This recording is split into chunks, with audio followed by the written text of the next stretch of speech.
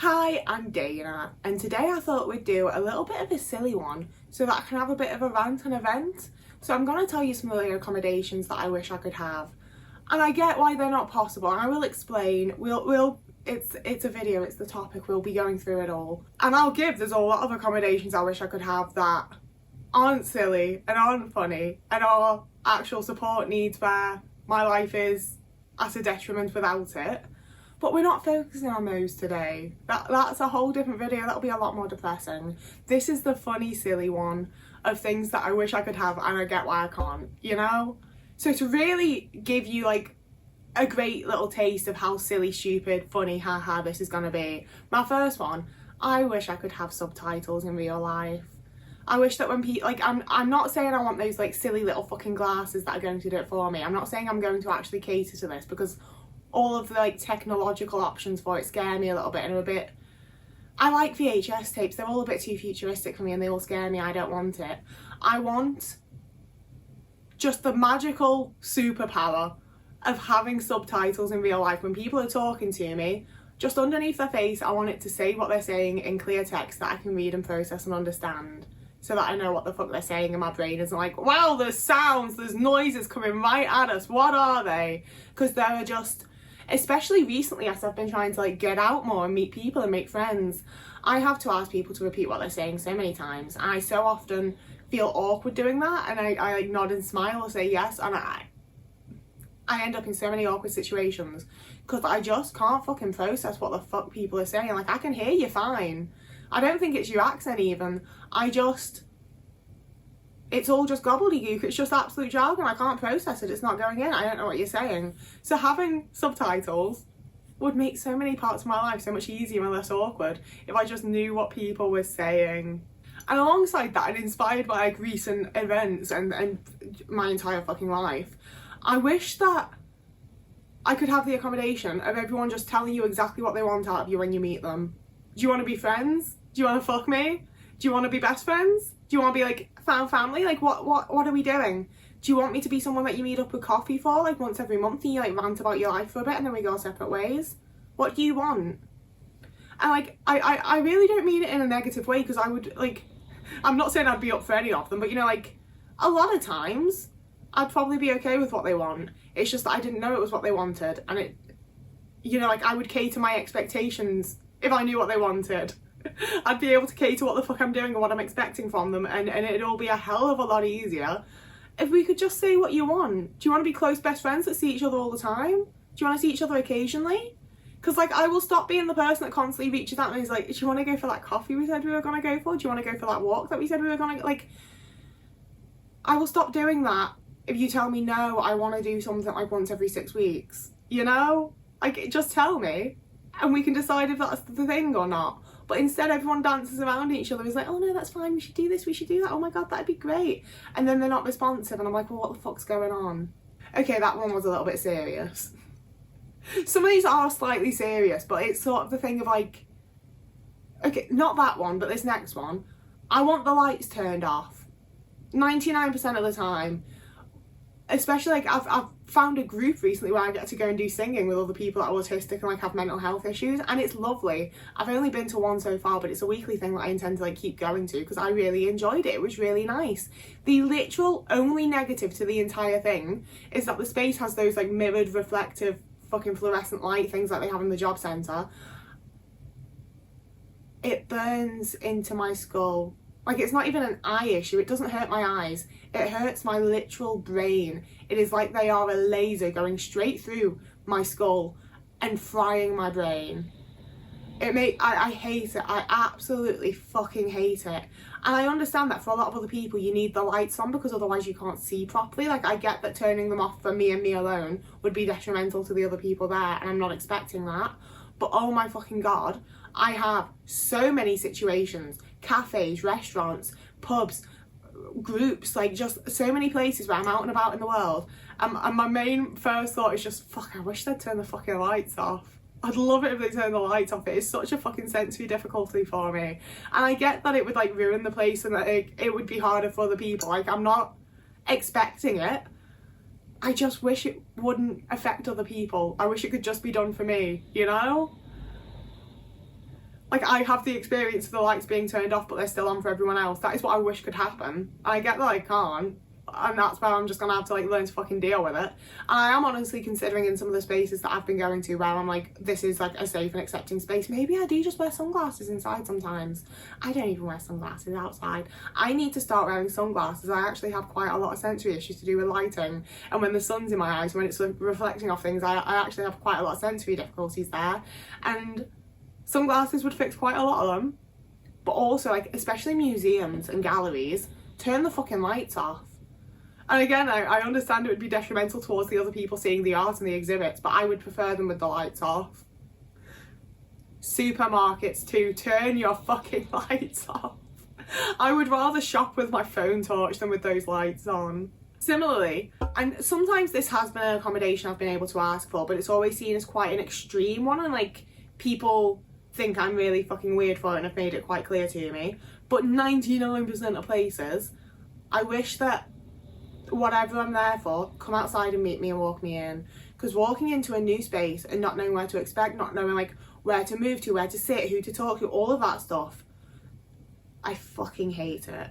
Like, I've had many, like, I have so far gone to everything I intended to go to here, but every single one of them I've walked there and had like 10 minutes of standing outside being like, I might go home. Like, I do think I'll enjoy the actual thing I'm here for, but the act of walking in and putting myself in the situation to experience it is one of the most terrifying things I fucking go through. Like, just the act of going in is way worse than being there a lot of the time. It's always been like big important meetings where they're very aware I'm not going to be showing up if someone doesn't meet me outside, that I've been able to have that experience, and it just makes it so much easier for me to be able to have that, whether it's something in a coffee shop, like an informal thing, whether it's a more formal, like having to go into a formal place and go to the desk and be like, hi, I'm such and such and I'm here for this. It's terrifying. Like, it sets off like my like anxiety response or whatever. Like, my body is like reacting as though I'm about to jump off a cliff. You know, like I'm shaking and sweating and my face is bright red, and like, it's a whole physical, like, I'm fucking petrified doing that. And the actual meeting, the actual thing that I'm there for, I'm probably going to be able to mask my way through and deal with quite well. But the act of going into the place sets off such a physical response, and I fucking hate it. I hate it so much. And I wish that everything I ever go to, I could have someone just meet me there and walk in with me and be the person that like guides us to where to sit or what counter to go to or whatever the fuck we're doing, you know? I've gotten better with pubs recently because I've been going on long walks, and quite frankly, like, I need to sit down and have a little drink. Like, it's killer. And I appreciate that with pubs, at least. You go to the bar and order your drink, and that's when you can like turn and scope out where you're gonna sit. But the thing with that is that sometimes they're fucking full or there's no seats there, and then I'm absolutely fucked and I'm just stood at the bar with a drink that I'm gonna have to like absolutely down and then leave again. And it's always horrible. I hate it. I hate it deeply. I wish that every place that I go to, someone would magically appear outside and walk in with me and then fuck off again. Quite a lot of things. I want to be at the thing on my own. I just don't want to walk in on my own. That's the thing, like, I don't think I would have the hardest time. Like, I'm in several like local group chats and things. If I wanted to go to events or like go to a coffee shop with someone, go to a restaurant with someone, I don't think I'd have that hard a time finding someone. It's the fact that I don't want to do it with anyone. I just don't want to walk in on my own. I don't want you there afterwards. I don't want to hang out with you. I don't want a chat. I just want to go and have my little lonesome bunch in this place on my own. I enjoy that. I like it. I just don't want to walk in on my own. Now, one that actually isn't very silly, funny, haha, is that I think that pretty much everything in life I should be able to either do in person or in email. I don't think I should have to phone you for anything at any point ever. I don't make me speak on a phone. I've been doing it increasingly lately. Like, I've done more phone calls in the last 2 months than I have in the last 2 years. I fucking hate them. And it's one of the things that feels like it's getting harder, even though I am technically doing it. And it's like, no, it's just because I've put like such a huge amount of pressure on myself that I have to do these phone calls, because I do. Like, it's so that I can fucking like survive and have like electricity and gas and water and be registered as a person existing here to not get into trouble later on. Like, it's deeply important things that I very much have to do in order to survive. So like, yeah, I fucking deal with it. I hate it. It's so difficult.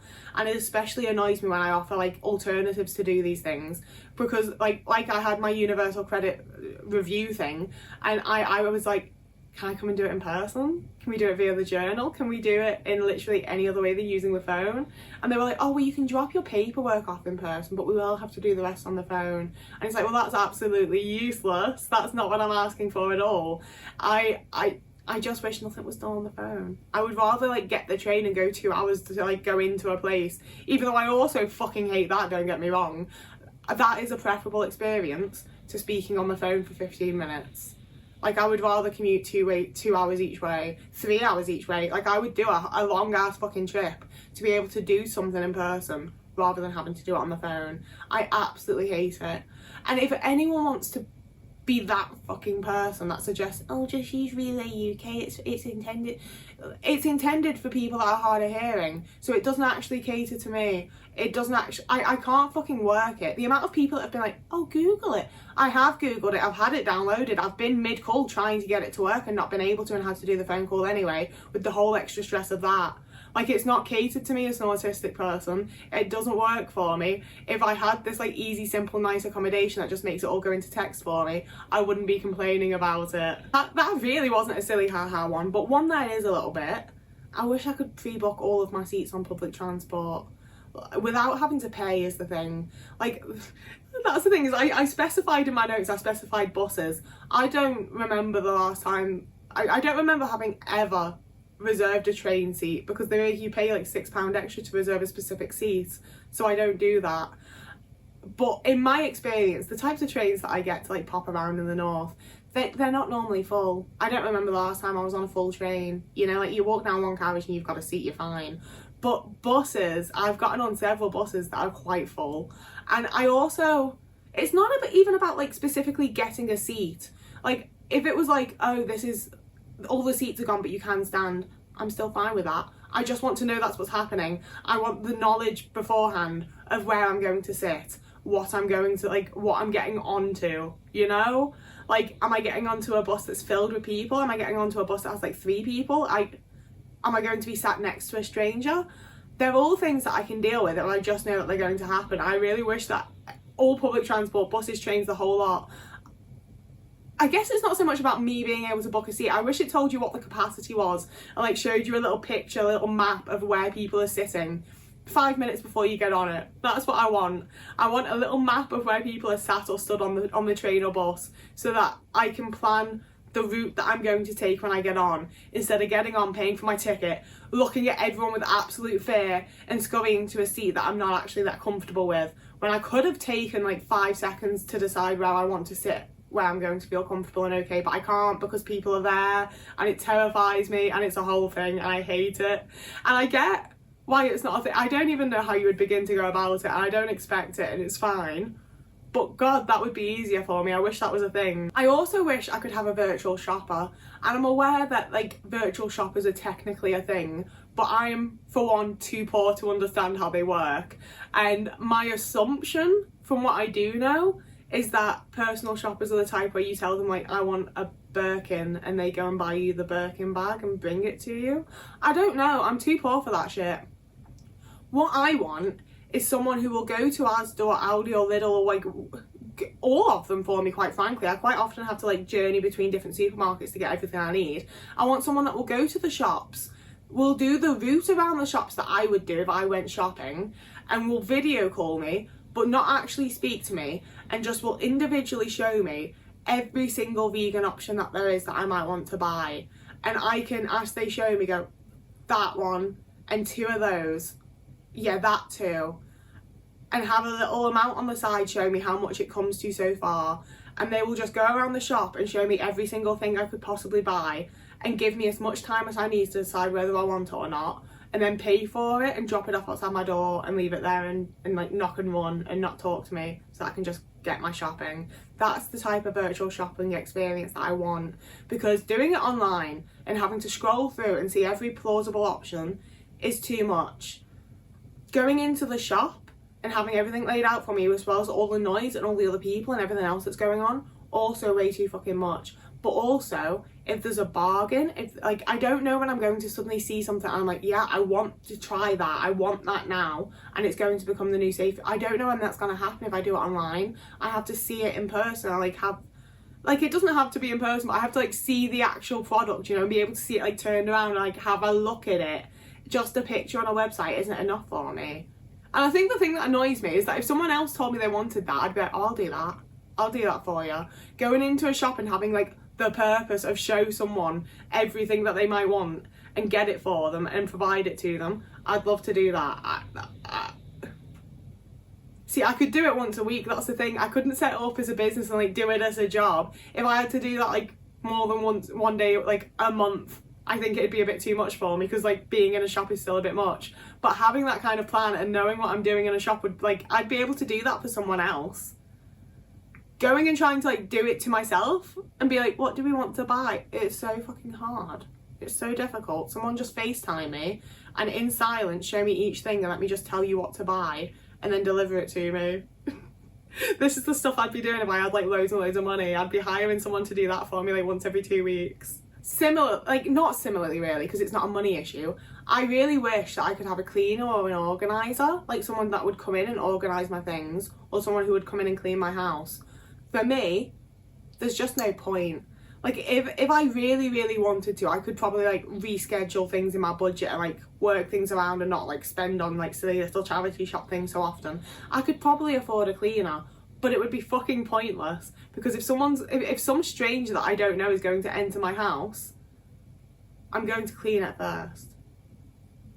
I can't imagine anything like more horrifying, and like I just, there is no desire in me to let somebody see the way that I live when my house is in the position that it is when I could do with a cleaner, you know? Like, I don't want anyone to see that. If I was going to hire a cleaner, I'd clean before they came anyway. It would be absolutely useless. There would be no point.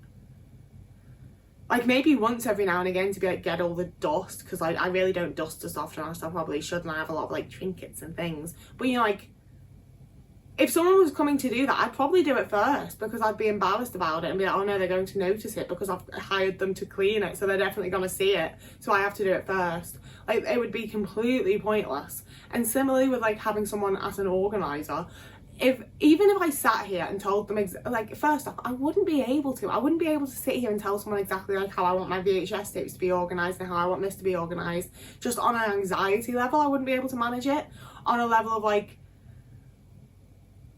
they would need to have the exact same knowledge as I do, because I would be like, okay, so you need to organise the Winona Ryder movies together, but then you also need to organise these together, and then like these ones need to go like this. And if they don't know who the exact actors and like fucking writers and things that I like are, they would have no chance, you know? Like, it wouldn't be a thing. But also, even if I sat here and told them exactly how to organise it and exactly how I want it, I know full well that they would leave and I'd do it myself again. I'd change things. It wouldn't be right. It wouldn't be proper.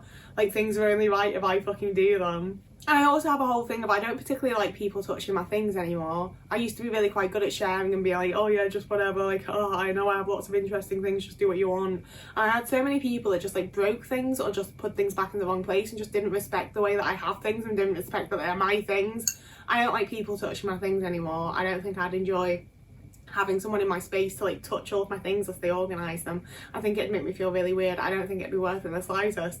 But I wish that I could just put that onto somebody else. Like, obviously I moved in December and like, I'm unpacked, don't get me wrong, my things are like about, but like things like my VHS tapes and my DVDs and like my craft stuff, like all of it needs to just be properly organised to make it the way that I like it.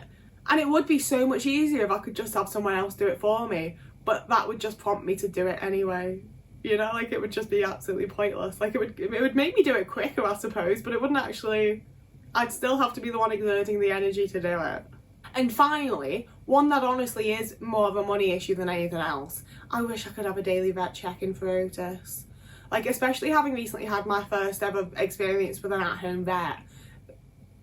Oh, having someone come into the house and see him in his natural like habitat and see him as calm and relaxed as like he's going to be with a stranger, and then tell me what's wrong with him and treat him and do everything and like sort it out. I wish genuinely that just every single day at like 12 noon I could have a vet come in and just have a look at Otis in his natural habitat, like, because he'd get used to them and they wouldn't just be a random stranger anymore, and like just check him over and tell me like, yeah, he's fine, and then leave again. if I had like unlimited money, I would be paying £73 a day for that at-home vet to pop in and just go, yeah, he's completely fine, yes again, just like he was yesterday, and the day before, and the day before that, and the day before that, and the day before that. Just every single day, genuinely, I would feel so much fucking better. I would feel so much less anxious and so much less like overwhelmed.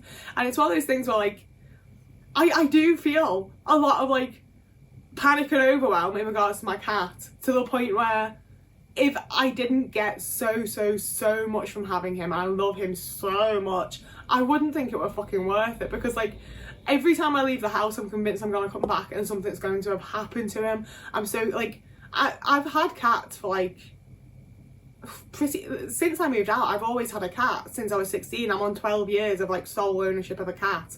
If anything in my house was going to harm a cat, I'd have fucking found out about it by now, and yet I'm convinced that he's gonna like suddenly like start eating wires or something that he's never done before, that I've never accounted for.